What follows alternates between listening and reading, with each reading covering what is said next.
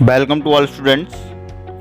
In previous video, we discuss about the beneficial activities of microorganisms. पिछली video में हमने micro organism यानी जो सूक्ष्म जीव हैं उनकी बेनिफिशियल एक्टिविटी के बारे में बात की थी, और आज हम इनकी हार्मफुल एक्टिविटी के बारे में बात करेंगे कि कौन कौन से ऐसे सूक्ष्म जीव हैं, कौन से ऐसे माइक्रो ऑर्गेनिज्म हैं जो हमें हानि पहुंचाते हैं। तो पढ़ते हैं इसके बारे में। Microorganisms are harmful in many ways. जो माइक्रो ऑर्गेनिज्म होते हैं वो हमारे लिए कई रूप से हानिकारक होते हैं। Some of microorganisms cause diseases in human beings. बहुत सारे जो सूक्ष्म जीव होते हैं वो ह्यूमन बींग्स में बहुत सारी बीमारियां करते हैं, प्लांट्स में बीमारियां करते हैं और एनिमल्स में भी बीमारियां करते हैं। Such disease causing microorganisms are called pathogens. ये डिजीज कॉजिंग जो माइक्रो ऑर्गेनिज्म हैं इन्हें हम पैथोजेंस कहते हैं। तो पैथोजेंस क्या होते हैं? डिजीज कॉजिंग माइक्रो ऑर्गेनिजम्स क्या होते हैं?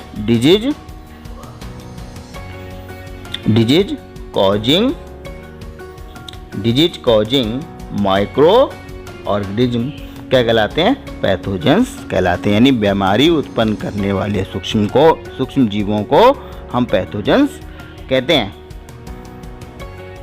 Some microorganisms spoil food, clothing and leather. कुछ जो सूक्ष्म जीव होते हैं वो भोजन को सड़ा देते हैं। हम जानते हैं भोजन घर में रखा होता है और 1-2 दिन हो जाते हैं तो वो सड़ जाता है। तो किसके द्वारा सड़ता है? वो माइक्रो ऑर्गेनिज्म्स के द्वारा सड़ता है।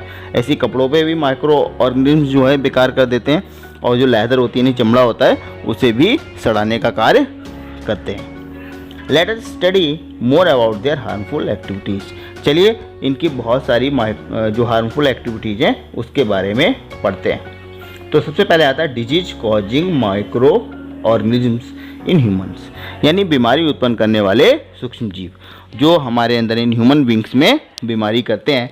ऐसे सूक्ष्म जीवों के बारे में पढ़ते हैं। Pathogens enter our body through the air we breathe, the water we drink और द फूड वी ईट। जो पैथोजेंस हैं यानी जो बीमारी करने वाले सूक्ष्म जीव हैं वो हमारे शरीर में कैसे एंटर करते हैं? जब हम सांस लेते हैं हवा में, जब पानी पीते हैं और जब हम खाना खाते हैं, तो उसके साथ ये जो बीमारी करने वाले सूक्ष्म जीव हैं वो अंदर चले जाते हैं। They can also get transmitted by direct contact with an infected persons और कैरिड बाय एन एनिमल्स। ये क्या होते हैं? या यानी कोई पर्सन बीमार है, इन्फेक्टेड है, ठीक है, जिससे कोई रोग हुआ है, तो उससे भी, उसके कॉन्टैक्ट से भी हमारे शरीर में आ सकते हैं ये, या किसी एनिमल्स के द्वारा भी जो है हमारे शरीर में आ जाते हैं। Microbial disease that can spread from an infected person to a healthy person through air, water, food और physical contact are called communicable disease.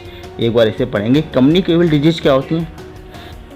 Microbial disease that can spread from an infected person to a healthy person through air.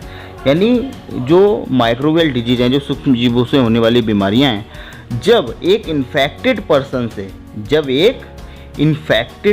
से healthy person में पहुंचती हैं, यानी कोई बीमार है जिसे सूक्ष्म जीव वाला कोई रोग हो गया है, ठीक है, सूक्ष्म जीव से होने वाले रोग आप जानते हैं, भी बताएंगे इसके बारे में। तो ऐसा इन्फेक्टेड पर्सन से जब डिजीज यानी बीमारी एक हेल्दी पर्सन में पहुंचती है, किसके द्वारा? एयर के द्वारा, वाटर के द्वारा, फूड के द्वारा, फिजिकल कांटेक्ट के द्वारा, तो इसे हम क्या कहते हैं? कम्युनिकेबल डिजीज कहते हैं। ठीक है, ऐसी डिजीज कौन कौन सी, ऐसी बीमारियां कौन कौन सी? कॉलरा, कॉमन कोल्ड, ठीक है, जो जुकाम हो जाता है, ठीक है, चिकन पॉक्स जानते हैं, ट्यूबरकुलोसिस, टीबी, ये सब बीमारियां जो हैं एक इन्फेक्टेड पर्सन से एक हेल्दी पर्सन में होती हैं, इसलिए इन्हें कम्युनिकेबल डिजीज कहते हैं। ठीक है, फिर पढ़ते हैं। When a person suffering from common cold sneeze fine droplets of moisture carrying thousands of viruses are spread in the air. जब कोई भी पर्सन है जिसे आपका जुकाम हो गया है तो वो छींकता है। छींकने में क्या होता है कि छोटी छोटी ड्रॉपलेट्स जो है उसकी नाक से निकलती हैं, और इन छोटे छोटे ड्रॉपलेट्स में क्या होते हैं, थाउजेंड्स ऑफ वायरसेस होते हैं। बहुत सारे वायरस यानी बहुत सारे विषाणु होते हैं। ये विषाणु क्या होते हैं, हवा में फैल जाते हैं और एक स्वस्थ पर्सन में यानी हेल्दी मनुष्य में पहुंच करके इन्फेक्शन करते हैं। ठीक है, तो क्या करना चाहिए? Then how do you prevent the spread of communicable disease? जो कम्युनिकेबल डिजीज हैं यानी जो आपकी बीमारियां फैलती हैं एक मतलब स्वस्थ जो इन्फेक्टेड पर्सन है उससे स्वस्थ शरीर में, तो कैसे जो है कम्युनिकेबल डिजीज को जो है रोका जाए? तो जब भी हम छींकें तो क्या करें, या तो अपने नाक पर रुमाल रख लें या कोहनी रख लें। अगर रुमाल नहीं है तो कोहनी रख लें नाक पर और मुख पर यानी मुंह पर, तब हम छींकें तो जो वायरस है वो एक दूसरे पर्सन में नहीं पहुंचेगा। ठीक है, आप जान रहे होंगे कि आजकल कोरोना वायरस चल रहा है, तो ये कोरोना वायरस कैसे फैलता है? ये टच के द्वारा फैलता है। दूसरा, यदि कोई इन्फेक्टेड पर्सन है, यदि वो छींकता है तो उसके नाक से भी इस तरह के वायरसेस निकलते हैं जो है लगभग 6 फीट से कम दूरी पर वो कोई स्वस्थ शरीर खड़ा हुआ है, कोई स्वस्थ मनुष्य खड़ा हुआ है, तो वहाँ तक ये वायरस पहुँच करके उसके शरीर में प्रवेश कर जाएंगे। ठीक है, तो आजकल जो है मास्क लगाना जो है बिल्कुल अनिवार्य कर दिया है, ताकि अगर मास्क लगा होगा तो वायरस जो हैं हवा में नहीं फैलेंगे और ये बीमारी ज़्यादा नहीं फैलेगी।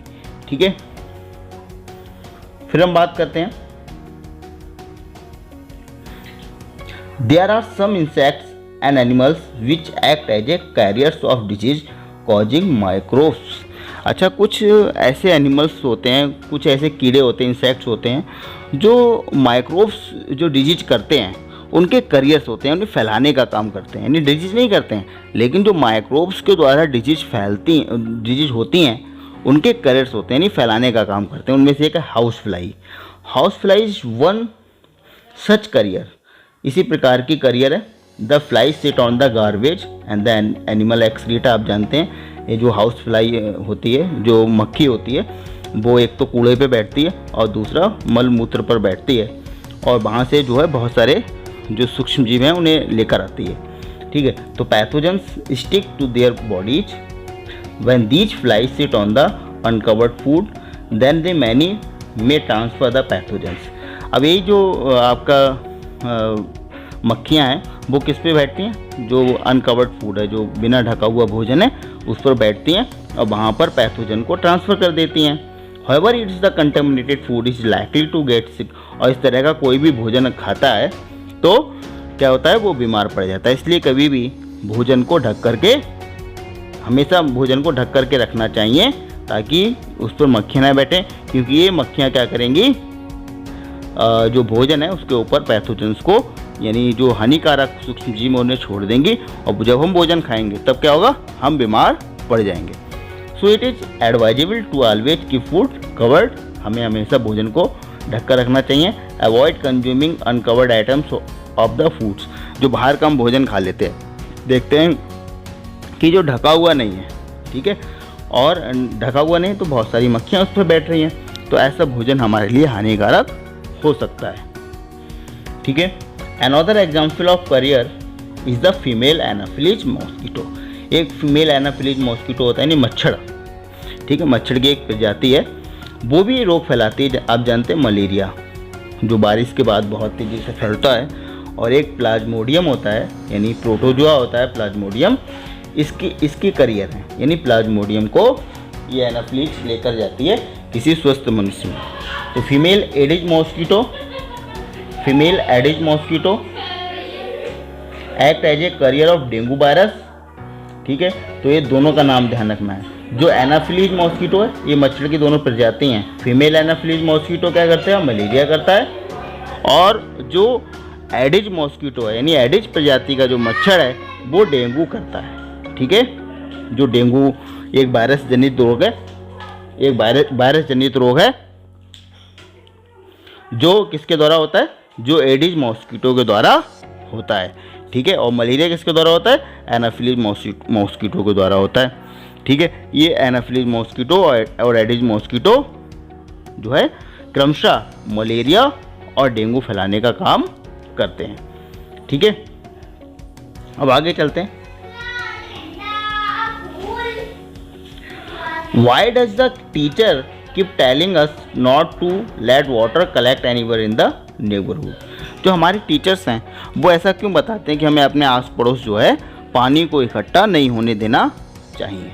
इसका आंसर देखते हैं कि all mosquitoes breed in water, जितने भी मॉस्किटो हैं वो पानी में अपने अंडे देते हैं। Hence one should not let water collect anywhere in coolers, tyres, flower pot etc।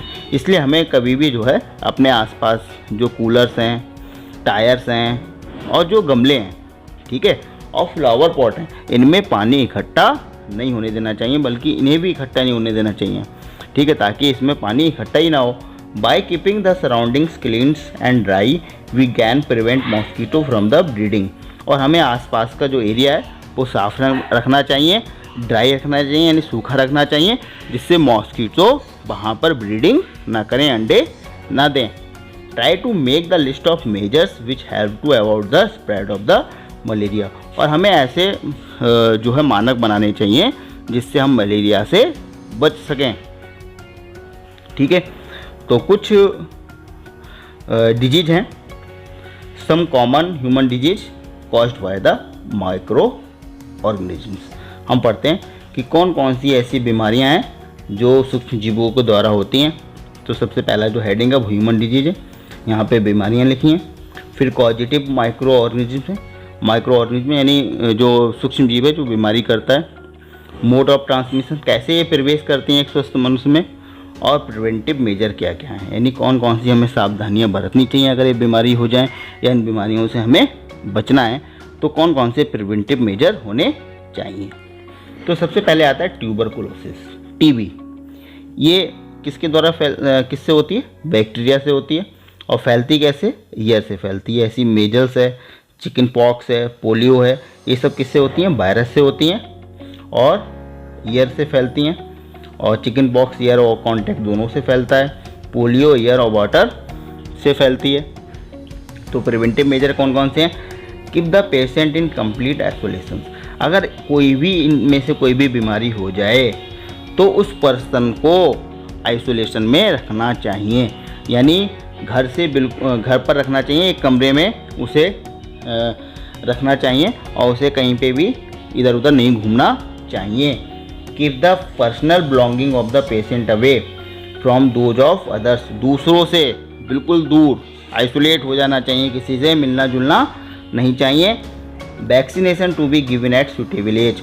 और सबसे अच्छा इसका प्रिवेंटिव मेजर है कि सूटेबल एज में, एक उचित अवस्था में टीकाकरण यानी वैक्सीनेशन होना चाहिए, तब ये बीमारियां नहीं लगती। हमारे भारत में जो है इस तरह के टीके लगते हैं, यानी बचपन में ही लग जाते हैं, जिससे ये बीमारियां आजकल नहीं हो रही हैं। पोलियो तो मुक्त हो गया भारत हमारा, आपने देखा होगा पोलियो ड्रॉप्स जो है वो एक वैक्सीनेशन ही है जो लगातार जो है भारत की जनता को परेशान कर रहा था, लेकिन आज हम पोलियो मुक्त हो चुके हैं। फिर हम बात करेंगे कॉलरा, टाइफाइड। ये दोनों बैक्टीरिया के द्वारा होते हैं, कॉलरा भी और टाइफाइड भी।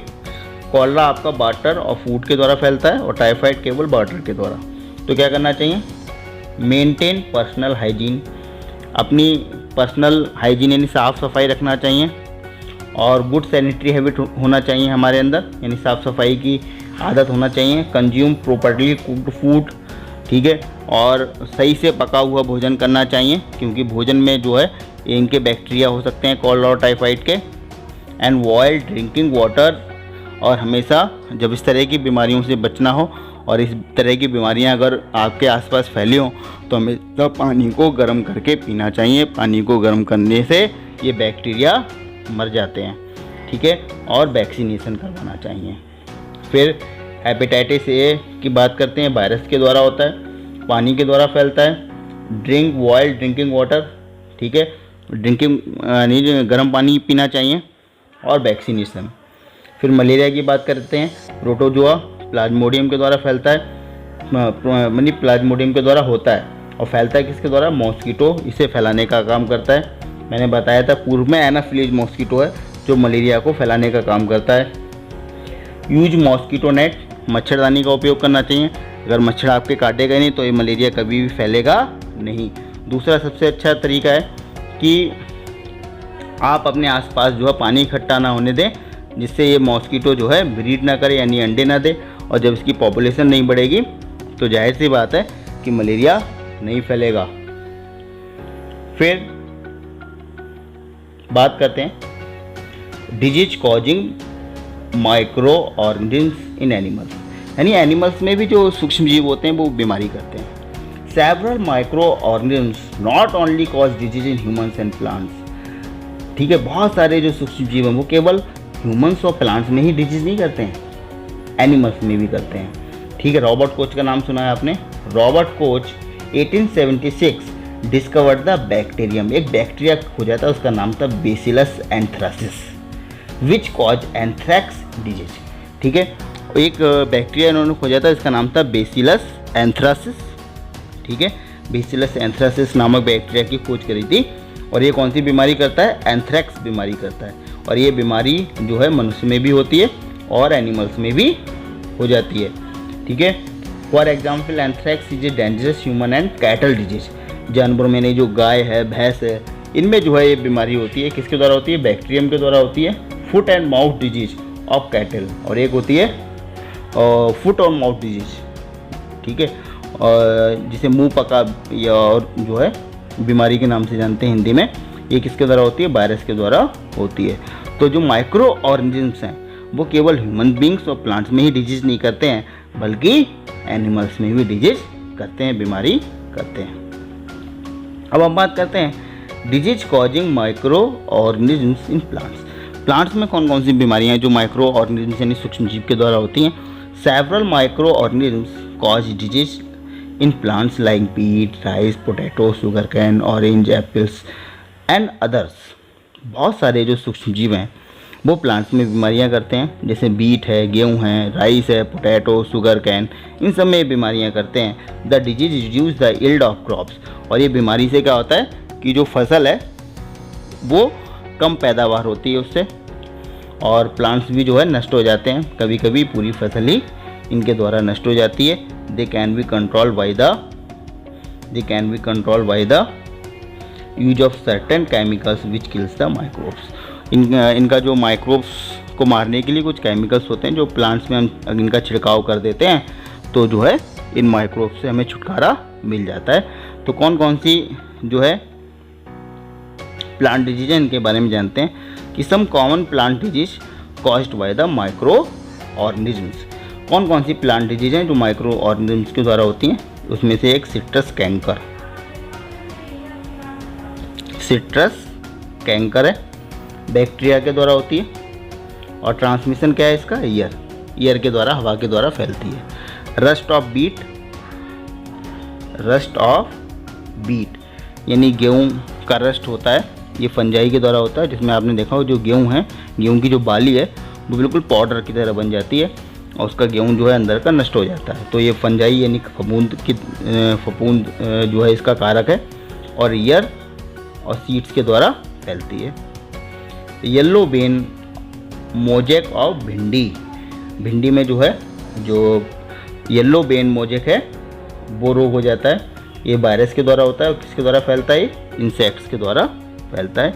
ये 3 बीमारियां थीं जो प्लांट्स में फैलती हैं, ठीक है। तो आगे हम जो है फूड पॉइजनिंग और फूड प्रिजर्वेशन के बारे में पढ़ेंगे। अभी इतना ही।